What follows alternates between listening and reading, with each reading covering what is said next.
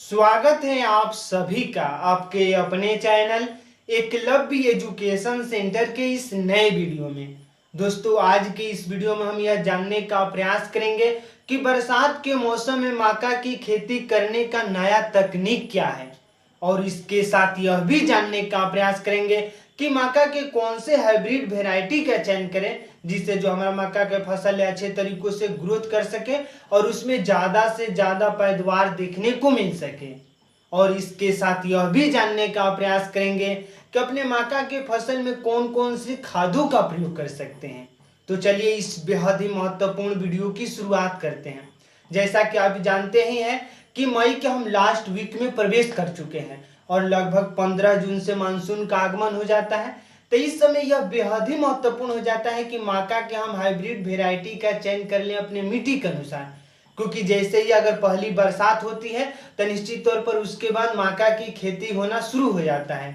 तो आइए समझते हैं कि मक्का के कौन कौन से ऐसे हाइब्रिड वेराइटी है जिसकी अगर खेती करते हैं इस बरसात के मौसम में तो हमें ज़्यादा से ज़्यादा लाभ देखने को मिल सकता है। तो उसमें सबसे पहला है VNR 4226, यानी VNR 4226 मक्का की एक ऐसी हाइब्रिड वेराइटी है जिसकी खेती पूरे भारत में की जा सकती है और मुख्यतः इसकी खेती उत्तर प्रदेश बिहार जैसे क्षेत्रों में ज़्यादा की जाती है। और इसके साथ दूसरा है श्री राम का, यानी Shri Ram private limited company का जो बीज आता है मक्का का 9861, यानी 98 श्री राम 9861 मक्का का हाइब्रिड वेराइटी है और इसकी भी खेती लगभग भारत के सभी क्षेत्रों में किया जा सकता है और यह भारत का सबसे उन्नत किस्म का बीज माना जाता है मक्का का। इसके साथ अगला है श्री राम SMH 1172, यानी श्री राम SMH 1172 मक्का की हाइब्रिड वेराइटी है। अगर इसका भी चयन करते हैं अपने बीज के रूप में मक्का के तो निश्चित तौर पर आपको लाभ देखने को मिल सकता है। जब हम इसी क्रम में आगे बढ़ते हैं और कुछ आगे की सीड्स की बातें करते हैं तो उसमें अगला है CP 333, यानी हाइब्रिड वेराइटी है CP 333 और यह भी मक्का का उन्नत किस्म का बीज माना जाता है। अगला है अजीत सीड्स प्राइवेट लिमिटेड, एक कंपनी है, यानी अजीत सीड्स प्राइवेट लिमिटेड की जो मक्का की वेराइटी है वो है 3436, यानी 3436 Ajit seed private limited company का नाम है। और जब हम मक्का की वेराइटी की बातें करते हैं तो 3436 यानी यह मक्का का वेराइटी है। अर्थात हम 5 मक्का की वेराइटी को बता चुके हैं। अगर इनमें से किसी एक का चयन करते हैं अपने मिट्टी के अनुसार तो निश्चित तौर पर आपको ज़्यादा से ज़्यादा लाभ देखने को मिल सकता है।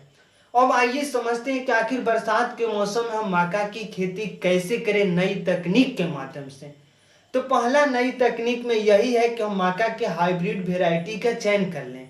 इसके साथ अगला बेहद ही महत्वपूर्ण है कि अपने मिट्टी का चुनाव हमें अच्छे तरीकों से करना होगा, यानी अपने मिट्टी का pH मान चेक करना होगा और pH मान होना चाहिए 5 से लेकर 7 के बीच में। यानी अगर आपके मिट्टी का pH मान 5 से लेकर 7 के बीच में है, अगर वहां पर आप मक्के की फसल को उगाते हैं तो निश्चित तौर पर आपका मक्का का फसल अच्छे तरीकों से ग्रोथ करेगा। और कोई भी फसल अगर अच्छे तरीकों से ग्रोथ कर रहा है और अपने पोषक तत्वों को अच्छी तरीकों से प्राप्त कर रहा है तो निश्चित तौर पर वह जो पौधा है उसमें ज़्यादा से ज़्यादा पैदावार देखने को मिल सकता है। और यही वजह है कि हमें अपने मिट्टी का pH मान चेक कर लेना होता है। इसके बाद हमें अपने मक्के की फसल के बोने से पहले, यानी जुताई से पहले, यानी अपने खेत की जुताई से पहले हमें गोबर का खाद निश्चित तौर पर डालना चाहिए, यानी लगभग 100 से 120 कुंटल प्रति हेक्टेयर की हम बातें कर रहे हैं। यानी प्रति हेक्टेयर में लगभग 100 से 120 कुंटल अगर गोबर का खाद डाल देते हैं और उसके बाद जुताई करवाते हैं तो निश्चित तौर पर जो गोबर का खाद है सड़े हुए गोबर का खाद डालना है, यानी सड़े हुए गोबर का खाद पूरी तरीकों से मिट्टी में मिल जाएगा। और निश्चित तौर पर गोबर का खाद एक ऐसा खाद है जिसमें लगभग सभी प्रकार के पोषक तत्व पाए जाते हैं। इस तरह से हमें गोबर का खाद प्रयोग करना है। इसके बाद हम अगर मक्के की फसल को रोप देते हैं, यानी जो भी बीज होते हैं उनका हमें रोपण कर देना है। इसके बाद जैसे ही वह मक्के का फसल, लगभग मक्के का जो पौधा है लगभग 10 से 12 सेंटीमीटर का होगा, लगभग 30 से 35 दिनों के अंतर्गत में, यानी 30 से 35 दिन बाद हमें अपने मक्के की फसल में नाइट्रोजन, फास्फोरस और पोटास का प्रयोग करना है। यानी नाइट्रोजन हमें 100 से 120 kg प्रयोग करना है, इसके साथ फास्फोरस हमें 60 केजी प्रयोग करना है, यानी अपने मक्के की फसल में फास्फोरस 60 केजी। इसके बाद अगला है पोटास, यानी नाइट्रोजन, फास्फोरस और पोटास। तो पोटास हमें 40 केजी प्रयोग करना है।